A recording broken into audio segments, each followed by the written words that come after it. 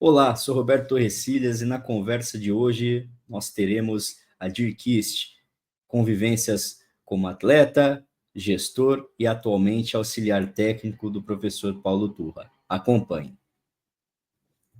Bom, Adir, começando com o bloco 1, conta para nós tua história de vida, como foi teu início no futebol, um pouquinho das tuas vivências como atleta. Então, sem antes de mais nada, é um prazer falar contigo, estar aqui, e é uma sensação muito grande, tá? E eu agradeço, acima de qualquer coisa, a distinção, viu, Roberto? É um prazer enorme.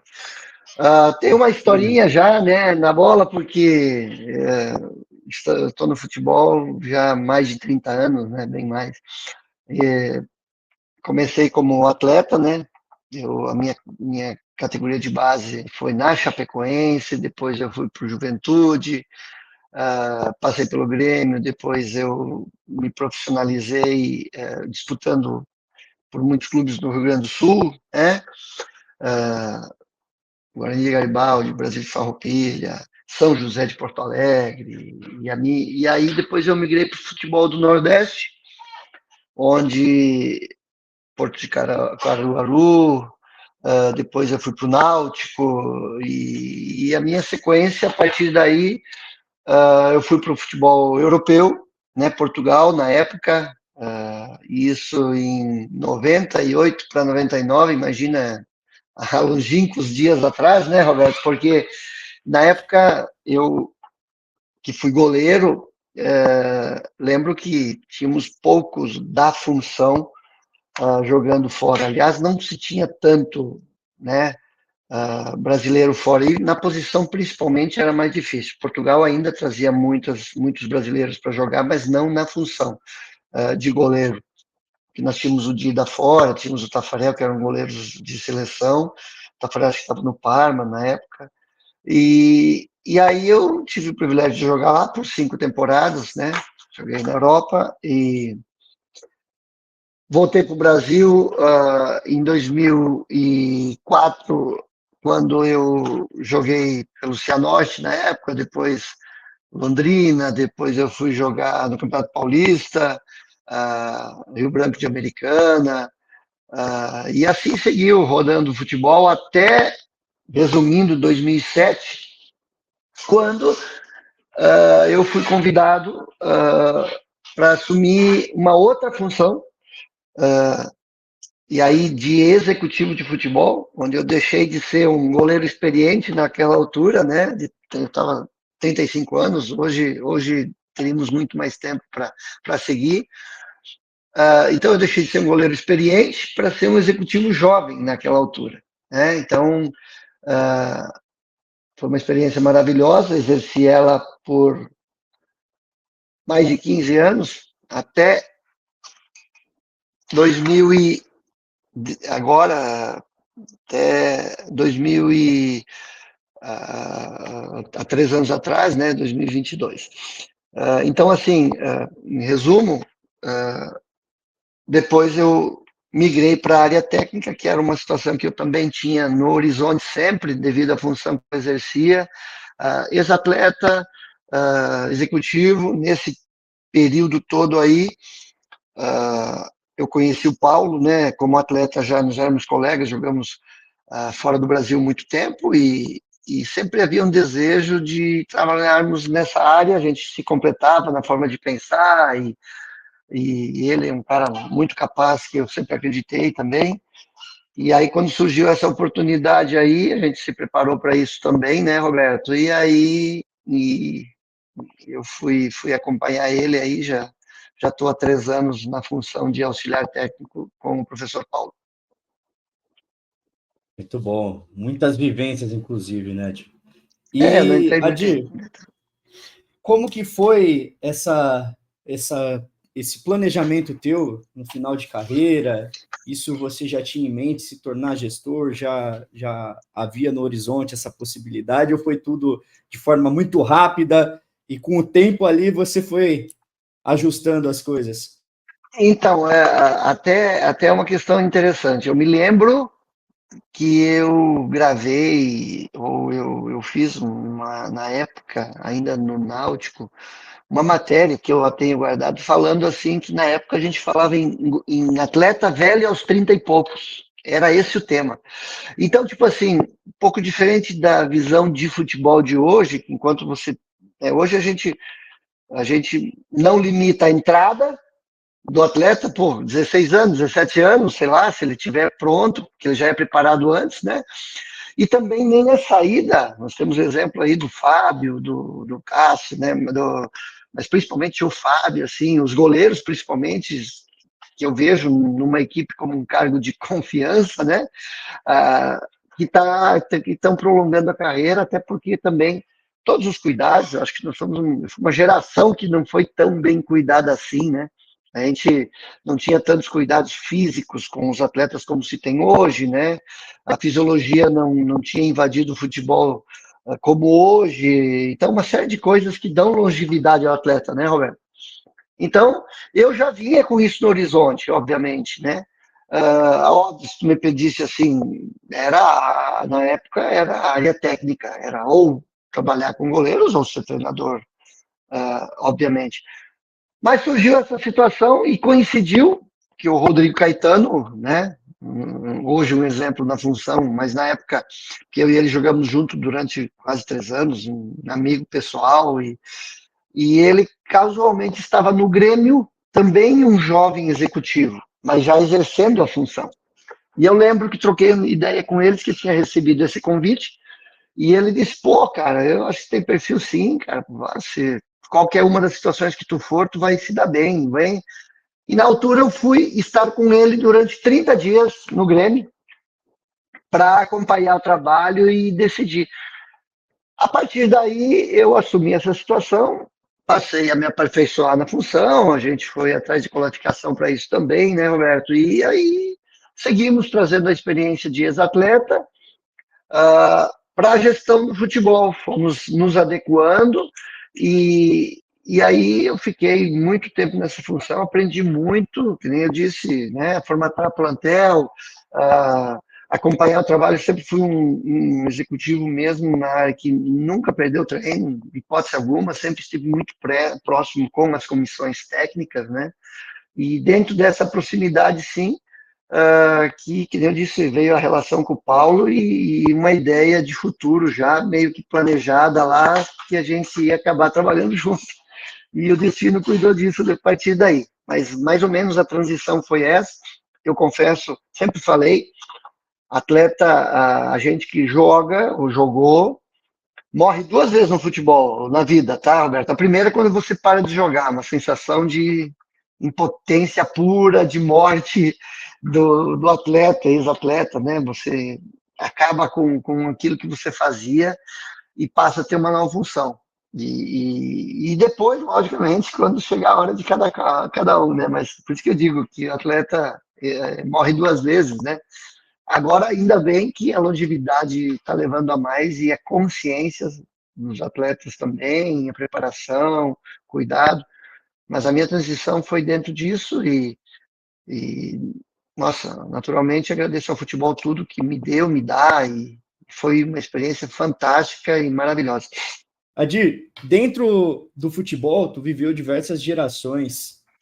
Que principais mudanças tu observa aí dentro da tua posição que tu atuou como goleiro, mas também do jogo em si, o que tu colocaria em destaque?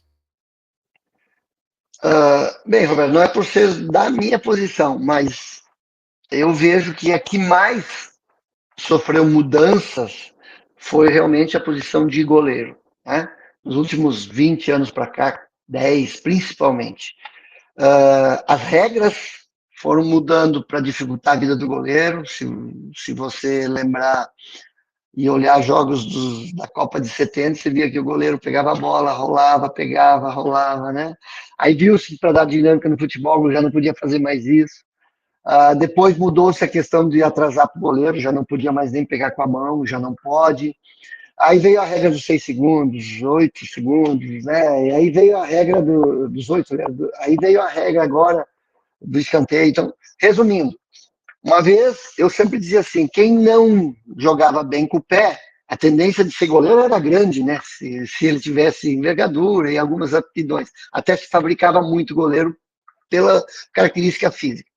Hoje a gente sabe que o futebol de hoje, modernamente falando, quem não joga bem com o pé é que no gol é que vai sofrer muito mais, né? Então as equipes estão até tendo como um dos critérios principais. Eu ainda, né, pegando um parênteses, acho que a primeira função é defender, realmente fazer bem, eu diria o simples bem feito, mas hoje, obviamente, as equipes começam, uma vez, hoje um bom contra-ataque começa com um bom goleiro, né? Isso era impensável algum tempo atrás.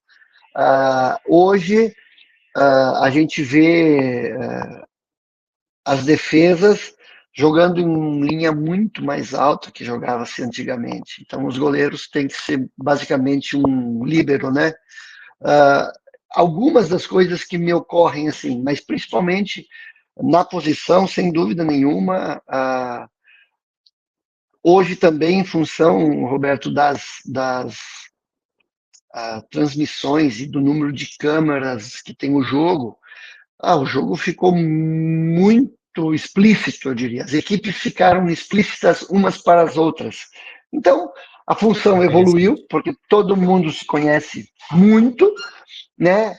Aí você passou a ter muito mais informação. Eu lembro que a gente ia jogar uma partida, chegava numa cidade e procurava um jornal para saber quem ia jogar, ou quem lá estava, ou as rádios da cidade, via-se. Hoje não, hoje você tem o diagnóstico das equipes individuais, né? Você sabe se é um expert da função. Hoje você dá para os atletas tudo, você tem todas as informações e, no geral, as mudanças vieram, primeiro, da parte física, obviamente, né? Se você comparar a velocidade do jogo, dentro de tudo que se tinha antigamente, hoje a velocidade do jogo, como você tem informações online da equipe, do adversário, hoje você monta a sua equipe em cima do seu adversário e, obviamente, a montagem do seu plantel é dentro de características, primeiro, do modelo de jogo que você escolhe o seu comandante, né? Quando é possível formatar o plantel a partir do começo da temporada, hoje em dia nem sempre é assim, né?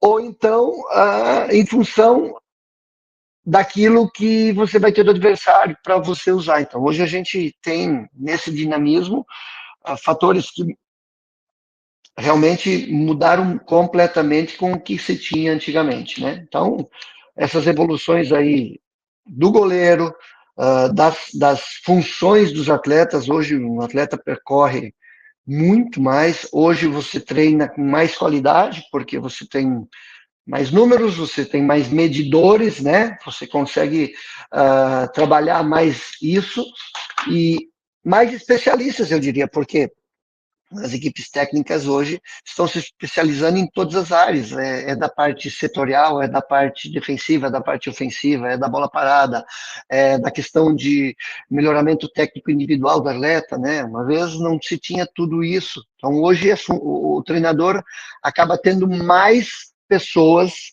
melhorando o seu time na composição técnica e isso na gestão do treinador, obviamente, é muito melhor. Ele consegue ter o atleta melhor para ele colocar dentro da ideia que ele quer para a partida, sem ele ter que fazer tudo aquilo. Ele tem que gerir o processo e eu tenho certeza que isso tem dado, obviamente, mais qualidade para as partidas, né? Interessante. E o que tu vê, Adi, na questão dos atletas? Tu vê uma evolução, um interesse maior deles nesses aspectos, tanto o aspecto físico, cuidado, digamos, em si, até mesmo nas questões táticas, entendimento do jogo.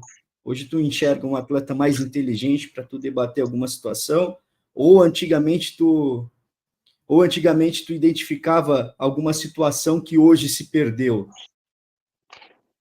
Olha, eu acho assim e a gente pode falar isso no futebol como na sociedade, tá? Coisas que a gente antigamente tinha que correr mais atrás, a gente tinha que ser melhor ou tentar antecipar situações, isso tinha muito do atleta, o atleta era menos dependente das situações técnicas, né? ele recebia orientação, mas ele basicamente tinha que arrumar soluções assim. Hoje, Roberto, a gente dá toda uma situação para o atleta, muito mais informações, ele é muito mais preparado, ele mesmo tem muito mais acesso, e às vezes a gente ainda se culpa da parte técnica quando alguma coisa não correu da forma como se queria, achando que ainda a gente podia ter feito algo a mais.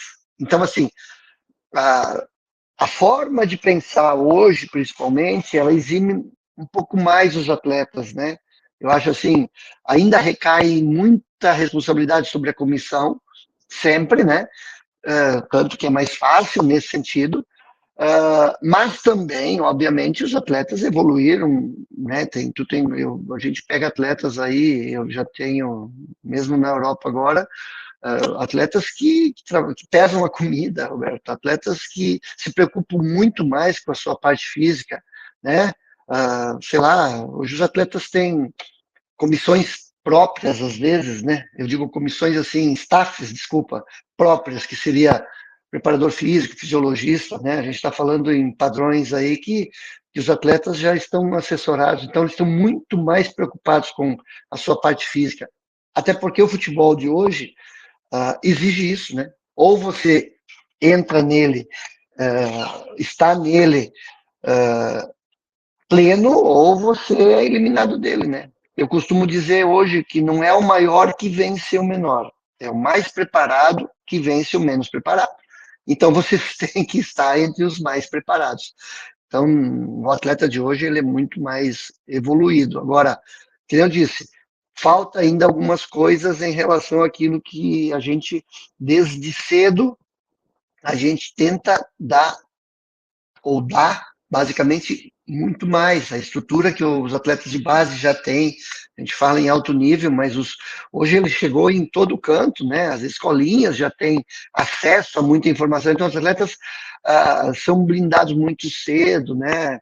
E a partir daí a gente forma atletas que basicamente a gente precisa que eles tenham consciência profissional, porque senão, infelizmente, a estrutura acaba atrapalhando, porque se o atleta não tiver consciente, a gente dá exemplos ali, por exemplo, você viveu de perto aí o Hendrick, vamos falar do Estevão, né? São atletas que saem cedo e se não tiver estrutura psicológica, se não tiver alinhado, se não tiver. É difícil sustentar isso, né? Porque muito cedo a responsabilidade deles passa a ser. E eles têm que ser atleta na concepção da palavra, senão a gente infelizmente perde esses valores, mesmo com grande margem de evolução. Perfeito. E, Adir, tu nota alguma diferença na formação dos atletas, essa evolução como um todo do futebol, dali do período que tu iniciou como atleta? O que você diria aí de pontos positivos de hoje, mas também de pontos negativos que foi se perdendo com o tempo, que tu fala, não, uma determinada situação que eu fazia lá atrás ou que eu observava lá atrás ajudava muito na formação dos atletas? Bem, eu disse assim, hoje, antigamente a gente tinha que, no sonho, você tinha que ter mais resiliência, você tinha que, sei lá, você se afastava da família e tinha que vencer por isso. Eu brinco hoje, Roberto, se o atleta não tiver Wi-Fi na concentração, você perdeu o atleta, né? Não tem jeito, né? E não tem nada a ver com a parte técnica tática, né? Tipo assim, a evolução vem com os prós e os contras, né? Depende de como você usa cada informação que recebe e tal. Então, quando você conta uma história sua, até para os filhos hoje, para os seus atletas, tem aquele que brilha o olho e tem aquele que acha uma encheção de saco pra caramba, porque. E aí, essa é a diferença que eu falo sobre a capacidade de sofrimento, entendeu? Hoje, você, quando vai gerir um plantel, uma vez não se questionava o comando. Hoje, toda hora o comando está em xeque, né? E aí você tem que ter liderança diretiva que dá retaguarda para isso, porque senão é difícil você colocar alguns conceitos, porque os conceitos já são pré-firmados, eles já estão pré-feitos, né? Até na cabeça do atleta, porque muito jovem tem acesso às coisas. O atleta de hoje, nesse sentido, ele ao mesmo tempo que ele evoluiu taticamente, ele te questiona mais, te põe mais em xeque, então exige uma evolução diária, eu diria assim, de quem comanda, e essencialmente gestão. Hoje é mais difícil gerir. Uma vez eu tenho certeza que era bem mais fácil fazer gestão de plantel, como eu disse, geralmente as informações você tinha elas, repassava, brilhava o olho. Hoje elas são questionadas o tempo inteiro e você tem que ter um poder de convencimento maior. Hoje o atleta já chega desde cedo com um staff grande e aí a gente pode entrar em muitos fatores aí que influenciam, né? Tu tem técnico dentro de casa, o pai do atleta é técnico, o tio é técnico, né? Eu brinco sempre. Então você é questionado muito, né? E aí é uma questão que às vezes atrapalha, né? E os treinamentos praticamente online, né? Eu digo assim, né? Por mais que o clube blinda, é difícil muitas situações. Então, o atleta de hoje, como ele tem mais informações, eu acho que ele está mais evoluído taticamente, ao mesmo tempo que ele está mais blindado, ele é um atleta mais sensível. Eu brinco assim, às vezes, né? O termo não é porcelana, né?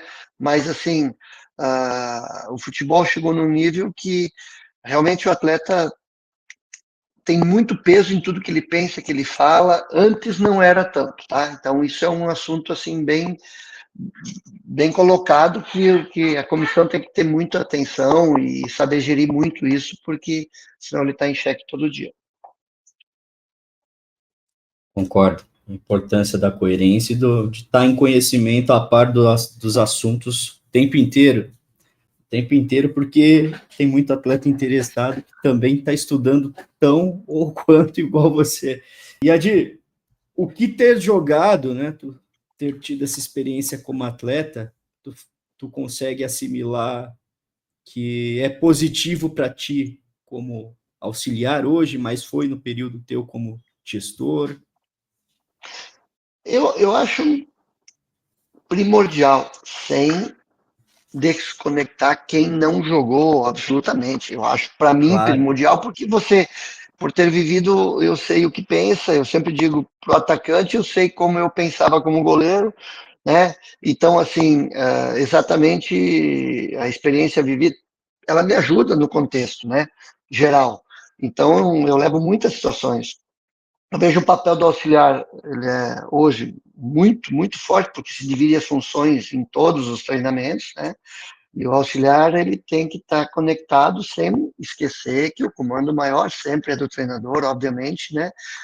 E numa comissão isso a gente sabe estar, mas eu digo assim que a função o que eu levo do dentro de campo e da experiência que eu tive na gestão nesse todo é realmente isso, é do contato com atletas, é do ex-atleta que leva essa experiência para dentro de campo.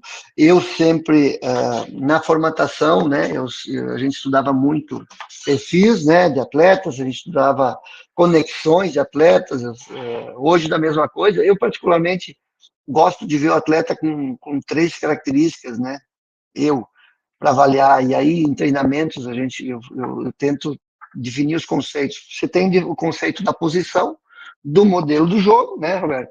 E aí individual. E no individual eu sempre o, o primeira característica, segunda e terceira. Por exemplo, vou te dar um exemplo.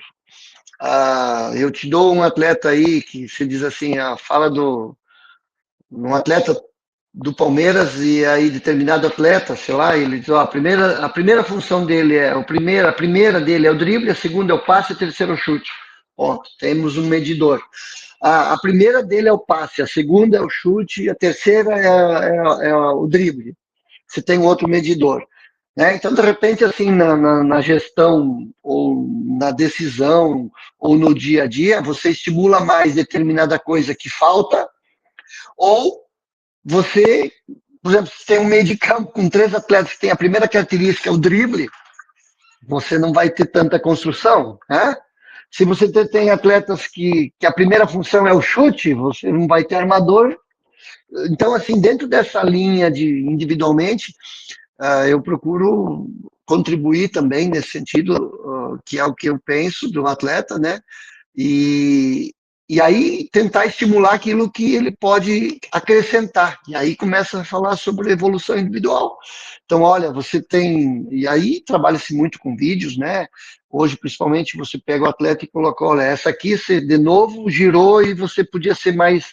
Olha, aqui tu não está dando o passe na hora certa porque você está pensando naquela coisa que já está automática, que é driblar, entendeu? E aí, nesse sentido, você vai tentando buscar ajudar na evolução, né, do atleta individual, e aí nos conceitos coletivos para adaptar o jogador para determinado jogo, para determinado adversário, né? É mais ou menos nessa linha.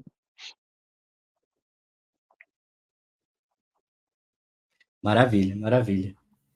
E, Adir, dentro da tua experiência como gestor e hoje como auxiliar, que aspectos tu coloca, o que tu leva em direção para formar uma equipe? Tanto os atletas, mas até então como gestor, até mesmo a equipe profissional, né, o staff técnico, que você levava em consideração para esse treinador vai ser o que eu quero para uma determinada equipe.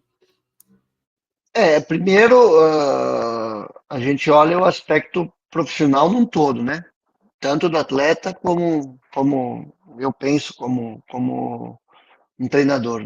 Ele tem que ter postura, obviamente, a postura dele, o caráter dele, a seriedade, né? O conhecimento técnico que é fundamental, né? Dentro do conhecimento técnico, características dele, eu falo assim, do que ele quer para as equipes dele, se ela tem no clube, eu sempre vejo o clube, e aí entra formatação de modelo, de jogo, às vezes, mesmo você tendo a tua forma de jogo, levar em conta o clube que você está, o campeonato que se vai jogar é fundamental, né? Você não pode chegar, e eu falo hoje, vamos falar do Flamengo, chegar no Flamengo e não propor jogo é impossível, concorda? Tem equipes que têm no seu DNA e você tem que se adequar. E aí, obviamente, que na direção você vai procurar características do comandante que tenha essas situações. Como treinador, eu já penso, dentro daquilo que eu acredito, né, de adaptar e saber onde você está, para daí adaptar o modelo dentro das coisas que acredita, para formatar com atletas que tenham, hoje, é impossível, sem intensidade, que a gente fala, atletas com atitude, com e sem a bola, né? Por exemplo, atleta com bola, ele tem que ter as características que você quer, e sem a bola também, né? Sem a bola, ele tem que estar comprometido com o sistema defensivo, e aí, senão você vai ter sempre o seu modelo de jogo posto em xeque, porque a gente costuma dizer que a corrente arrebenta no elo mais fraco, né? Então, se tem, vamos falar aí, dos 11 em campo, né? E mais plantel fora. Se você tiver um elo menos forte, não vai resistir, né? E aí a força da corrente está nele, e não nos demais. Então, tem que sempre pensar por essa característica.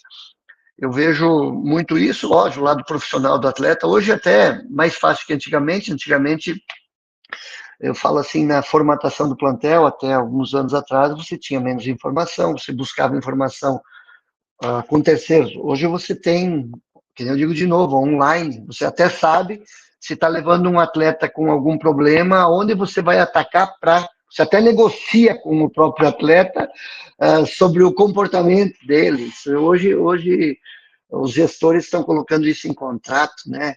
Sobre características individuais, sobre desempenho.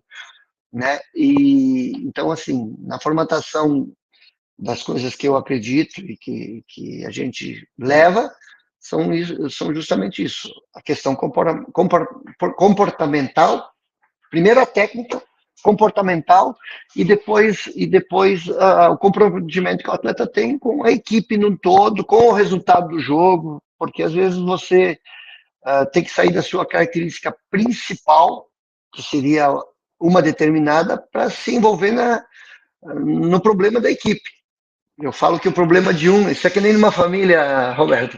Aqui em casa, eu tenho duas filhas, eu costumo dizer, o problema de um é o problema de todos. E a alegria de um é a alegria de todos. E o futebol tem que ser assim, porque se não for dessa forma, você não vai vencer jogos. É muito difícil vencer partida, é muito difícil vencer jogos, né, Roberto? E aí tem que ter o comprometimento de todo mundo, senão não vence. Com certeza. Até porque do outro lado tem alguém também comprometido entregando algo de igual a semelhante para mais, né? E sabendo quase que sempre o que você vai fazer também na partida, o que você vai propor na partida, né? Então ele também vai ter os seus antídotos para suas situações. Isso é verdade. E, Adir, diferente do teu momento de atleta para gestor, como foi pensado essa tua transição de gestor para auxiliar técnico? Esse momento aí, assimilar tudo isso, aceitação, às vezes até mesmo convencer a mulher. Por incrível, eu ainda recebo convites da minha antiga função. Então, acho que quando a gente está no futebol, a gente está 100% no futebol, Roberto. É a minha vida inteira, então a gente está 100% no futebol. Acho que você né, é importante para mim. Eu só me ajuda esse tipo de situação, ela não me atrapalha, tá? Mas basicamente, quando o bichinho da questão técnica, ele sempre esteve comigo, mesmo eu estando na parte diretiva.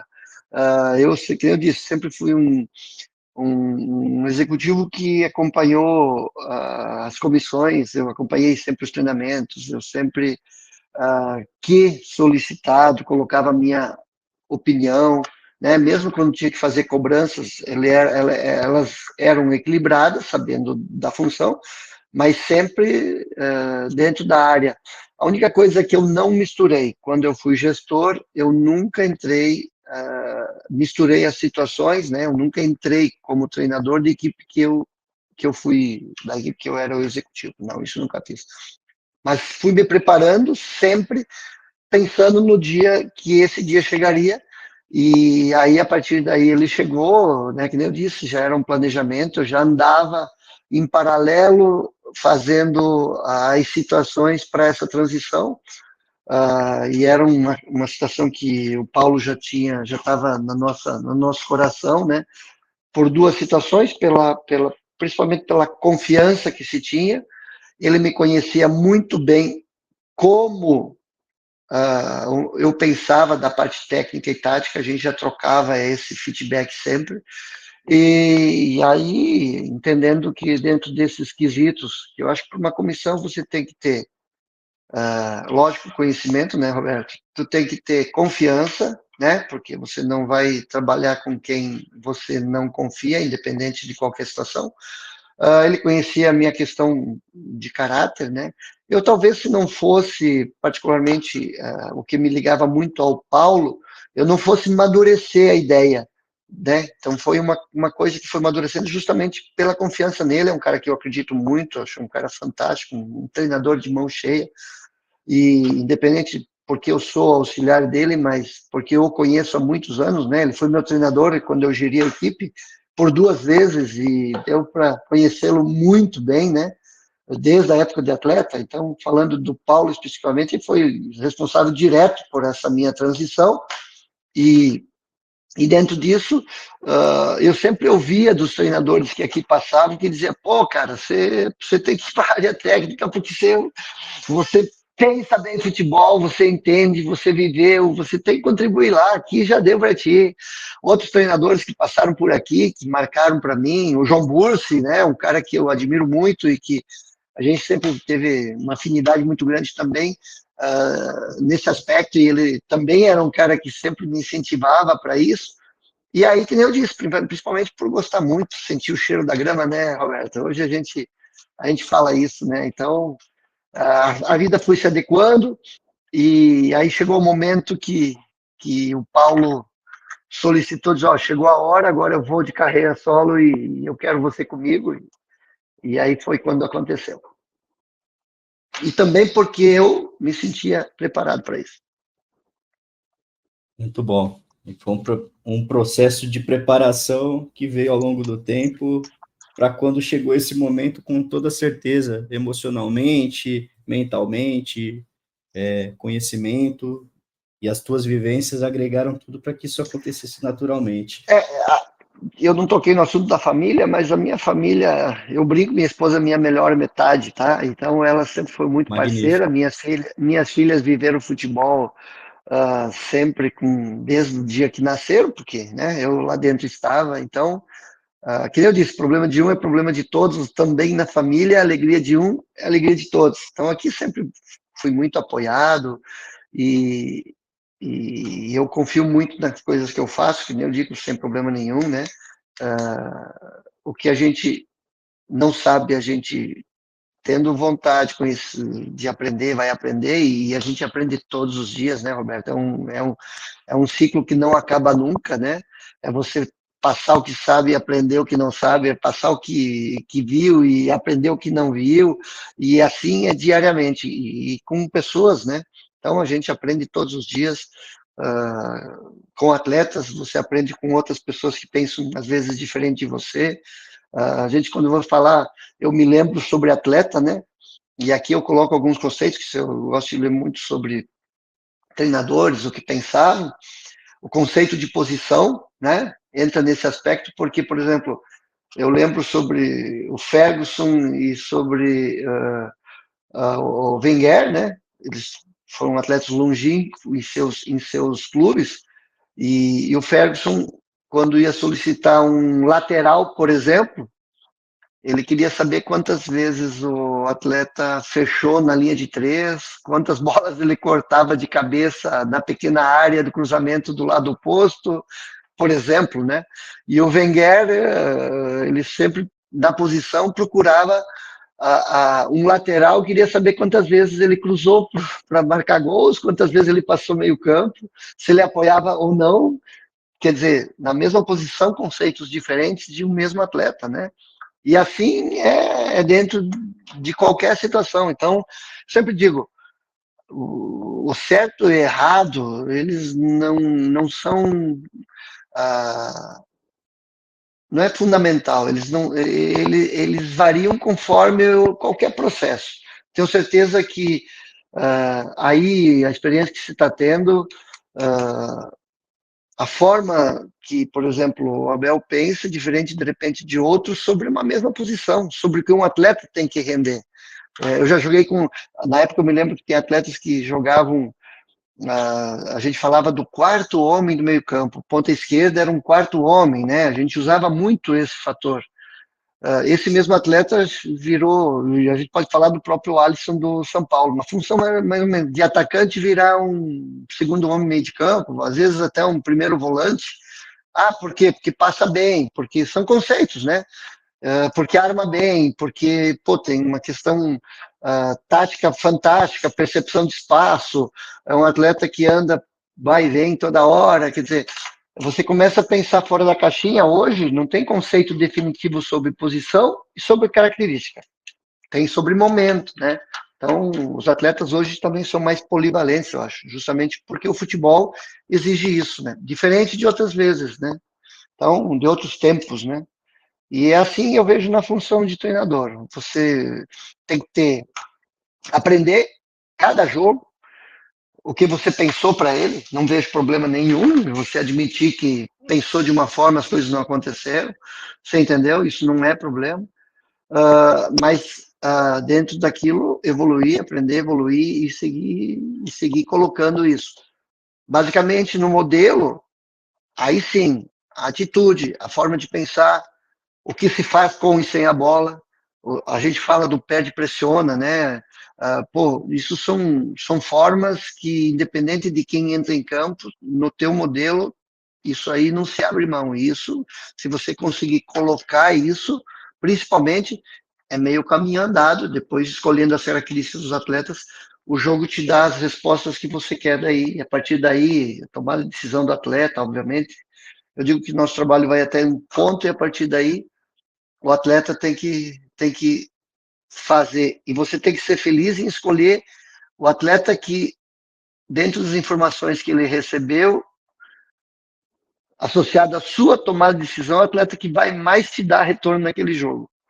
Se isso casou, Roberto, você vai ser feliz, né? Porque eu digo às vezes, você pega a fase do atleta que ele mira, eu digo mirar, mas a bola, ele olha para o refletor e a bola vai no ângulo, né? E às vezes o cara está dentro da pequena área, faz tudo certo e a bola não entra, né? Isso também entra, são coisas que o futebol nos dá toda hora também, né? A sorte sempre ajuda um pouquinho. Tem sempre espaço para Perfeito. ela. E Adir, então para a gente encerrar, que mensagem tu diria aí para quem almeja, sonha alcançar aí os seus objetivos dentro do futebol e também para quem está aí na luta, aperfeiçoando a carreira, está em seu início de trabalho, assim como foi teu momento de atleta para gestor, depois talvez ali de gestor para auxiliar e assim por diante. Roberto, primeiro, eu uso uma frase que diz assim: para você ser ultrapassado, basta estar correndo. Imagina se parar. Então, assim, um eterno aprender, né? Busca de conhecimento. Quem é do futebol não pode cansar de ver futebol, né? Não pode cansar de falar futebol, não pode cansar de estudar futebol. A gente aprende com as coisas que a gente faz e com as coisas que a gente vê, que os outros fazem, né? Então, tanto para um lado como para o outro. Então, basicamente, é o eterno inconformismo, tá? Você tem que estar em uma reciclagem total, né? O teu sucesso no passado ele não te garante futuro, então você não pode se apegar ao ontem. Uh, e é um ditado já bem falado no futebol, né? As vitórias elas duram 24 horas e as derrotas também. E isso vale para gente. Às vezes você, por alguma situação, a diferença de uma bola entrar ou não entrar, às vezes custa o emprego de um treinador hoje, né? É muito assim. Você ganhava o jogo até o último minuto e o revés do resultado. Então, uma frase que eu uso muito hoje, eu falo até para os atletas que eu comando, né? Que a gente está. No futebol, Roberto, tudo está certo ou errado, depende do resultado. Então, você nunca está com a perfeita razão do certo e nem completamente errado, depende do resultado. Então, trabalhar sempre para que o resultado seja, obviamente, positivo, a gente é fruto do desempenho, e o aconselhamento é esse: persistência, a resiliência e um eterno inconformismo com tudo para que você nunca seja pego de surpresa, né? Porque hoje a gente compete tanto aqui, né, como amanhã aparece, e é justo que seja, né, alguém de um lugar que você nem imaginava, né, todo o direito de ir e vir, né, os profissionais vêm e contribuem, nós vamos para outros países e contribuímos. Então hoje você compete com o mundo está aberto para todos, o conhecimento está aí para todos. Então, o segredo é esse, é um eterno aprender todos os dias. Belos ensinamentos. Com certeza, já anotei algumas coisinhas aqui. Adir, muito honrado pela tua presença aqui. Muito obrigado por compartilhar com a gente teu pensamento, história. Isso, com toda certeza, vai agregar para muitos aí que vão acompanhar esse material. Desde já Eu te agradeço agradeço muito, e eu até a também. próxima.